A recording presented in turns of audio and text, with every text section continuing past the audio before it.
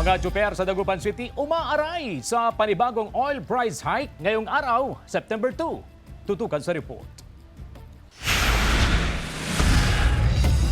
Sa pagpasok ng buwan ng Setyembre, panibagong taas presyo na naman sa mga produktong petrolyo ang ininda ng mga jeepney driver gaya ni Joseph. Para sa kanya, hindi na raw bago sa kanila ang halos linggo-linggong pagtaas ng presyo ng diesel. Ganun talaga eh.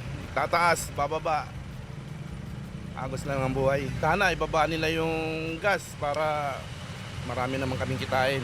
Ganito rin ang naging pahayag ng presidente ng One Pangasinan Transport Federation. Hindi maganda para sa atin yan kasi malaking bawas yan sa kita ng mga drivers natin. Parang nakaka-adjust na rin kami, subalit mabigat pa rin talaga. Epektibo ngayong linggo, tumaas ng 70 centavos ang kada litro ng kerosene at gasolina at piso naman sa kada litro ng diesel. Sabi ng Department of Energy, geopolitical disputes pa rin ang pangunahing dahilan sa pagsirit ng presyo ng langis. Ang unang kadahilanan, yung pa rin kaguluhan sa pagitan ng Russia at saka ng Ukraine, kung saan itong Ukraine, di ba nagpalabas siya ng drone attacks at tinamaan yung dalawang refineries ng Russia.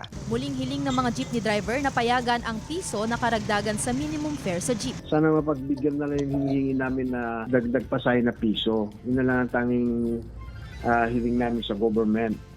Sana mapakinggan nila yon para at least makabawi ng konti. Sinusubukan pang kuhanan ng GMA Regional TV ang pahayag ng Land Transportation Franchising and Regulatory Board Region 1 kaugnay sa hiling ng transport sector na dagdag singil ng pasahe. Kasama si Daryl Peralta, Sandy Salvacio, One North Central Luzon.